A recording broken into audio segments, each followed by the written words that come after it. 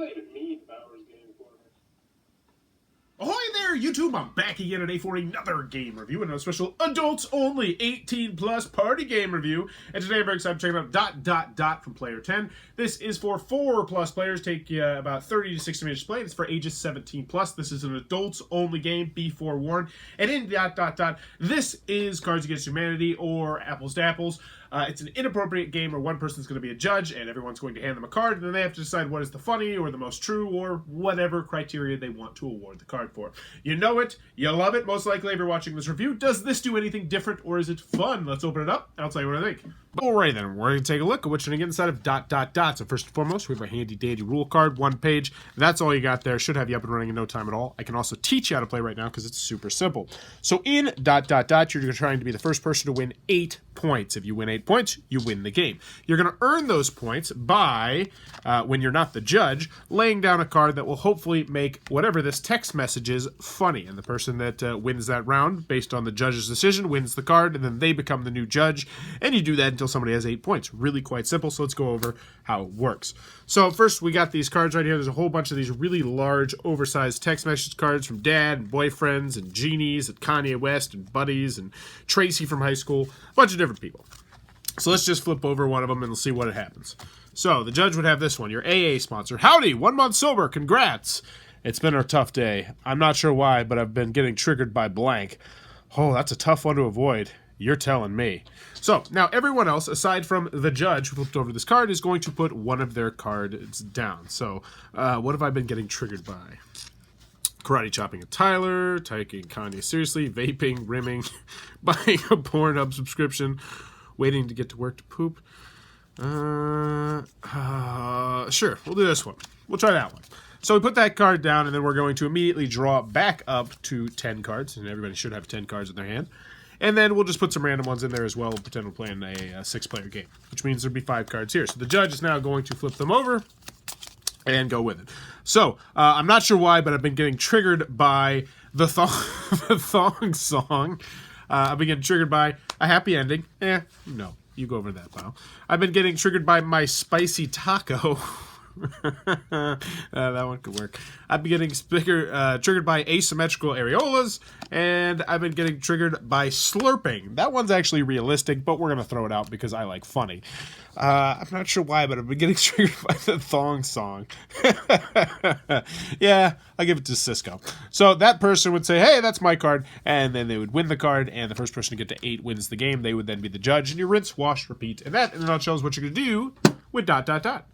Alrighty then, from Player 10. What are my final thoughts? Let's go over the pros, let's go over the cons. First, on the con side, obviously, this is another Cards Against Humanity ripoff. I'm not going to sugarcoat it there for you. You know what it is. I know what it is. When I busted this game out, everyone knew what this was, which was yet another clone in the Cards Against Humanity craze, which is not necessarily a bad thing. If you like that genre of games, then having different games aside from the original one is not a bad thing. I designed a game like that, so I'd be a hell of a hypocrite if I told you that was bad. But you do need to know that going into the game. There's no real strategy aside from play to the audience. Sometimes you're going to have a handful of things, and you'll be like, none of these things are really going to work in this situation. I'm just going to do these throwaway cards. So you will have rounds that, unfortunately, how they did the questions was not the best. And that's one con that I do have with this game, is there's some of the questions that are just a little bit too narrow, or they're not conducive to getting good answers. Yes, there may be one answer in there that's just perfect and it makes everybody laugh, but there might be like another 6 or 7 where it's just like, yeah, I just kind of threw something in there because none of my cards really worked. That's another thing. The cards felt very imbalanced, which is kind of weird considering, this is what the game is, but some of them are like, oh yeah, this is going to win me a point. Some are like, there's no situation in which I'm going to get a point with this, unless it's incredibly oddly specific. Now, they do give you 10 cards, which once again mitigates that, but still, you do need to know that going into the game. Any other cons that I have with ... Ages 17 plus, I think this game could be fun. It also is just like a teenager kids game because, everybody's familiar with text messages, especially if you made it more family friendly. But moving on to the pros, I'll tell you exactly how ... went. I brought ... to a get-together, an adult get-together. We were sitting around a table, and they're like, oh, let's play something easy. And I had that in my bag because I need to get it reviewed. I busted it out, and the people who like Cards Against Humanity were like, yep, this looks just like Cards Against Humanity. I'm hyped. And the people who weren't were like, yeah, Oh, another Cards Against Humanity clone.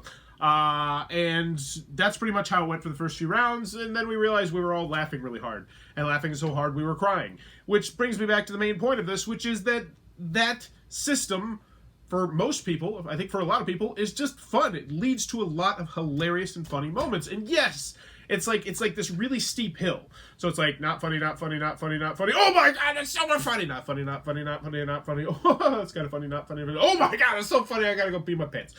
And as long as a game doesn't have too much of this and has more of this and that, and especially if it can get all the way up to that, I mean, it's an easy recommendation. I had a lot of fun with ...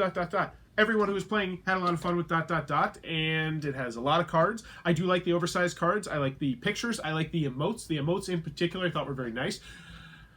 One more comment I forgot to mention was there's a lot of pop culture stuff in here. Not like a lot like every other card, but there's more than you probably might like, which means that the game is probably not going to age so well, but still that can lead to some funny moments as well, especially if you know the celebrities that they're talking about in the pop culture references. But anywho, ...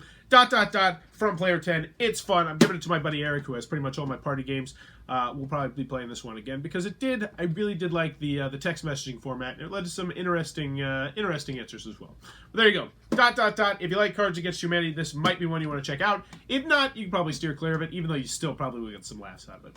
If you enjoyed this review, please be sure to click on that subscribe button down below. If you want to support the channel, click on the little Amazon Associates link down below, and in the comments below, let me know who's the last person you sent a text message to. I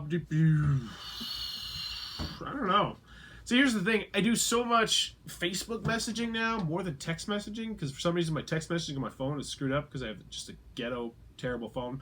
But it's probably my wife, though. It's a pretty terrible question. Let's just get out of here.